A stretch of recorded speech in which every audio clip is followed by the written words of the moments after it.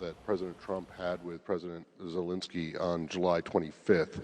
And if so, are the accounts that we've all seen of it, including the transcript or partial transcript released by the White House, accurate and complete?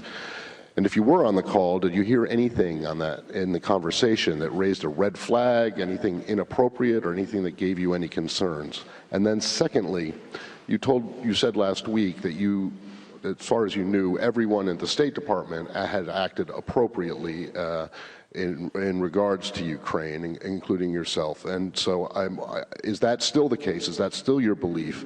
If it is, why object to the demand for deposition from the House committees on the Hill?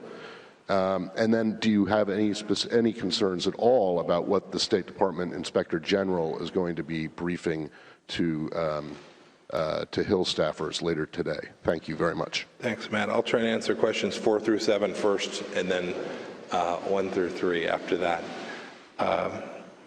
Back to first principles. The predicate of your final question about objecting to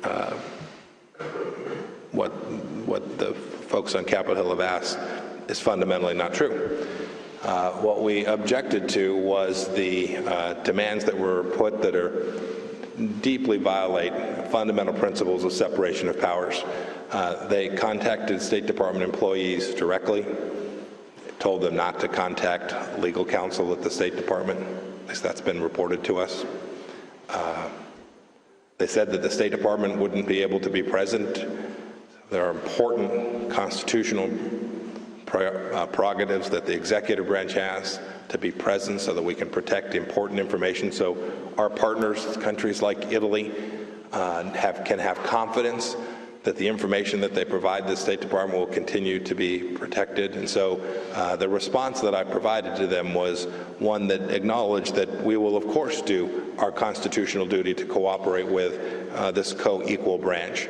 But we are going to do so in a way that is consistent with the fundamental values of the American system. And we won't tolerate folks on Capitol Hill bullying, intimidating State Department employees. That's unacceptable. And it's not something that I'm going to permit to happen.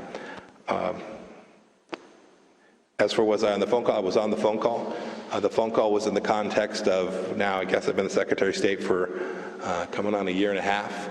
I know precisely what the American policy is with respect to Ukraine. It's been remarkably consistent, and we will continue to try to drive those set of outcomes. It's what our team, including Ambassador Volker, were focused on, was taking down the threat that Russia poses there in Ukraine.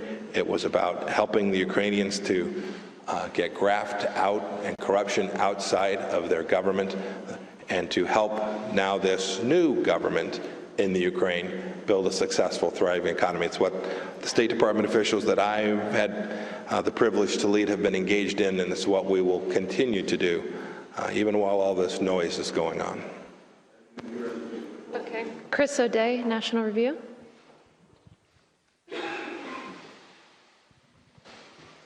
Thank you both for being here. I'd like to, I guess, address the question to both of you. You can kind of take it in whichever order, whoever wants to kind of go first. Primarily oriented towards, I guess, what is conveniently termed kind of the Belt and Road these days, but on a somewhat broader basis, not just with Huawei. But does the U.S. have any specific plans, in terms of how to counter China's investment in these major critical infrastructure assets?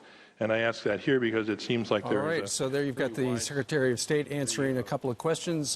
He was on the phone call. They did talk a little bit about corruption. Will they cooperate, the Department of State, with Congress? Yes, but according to the law, they will not be bullied.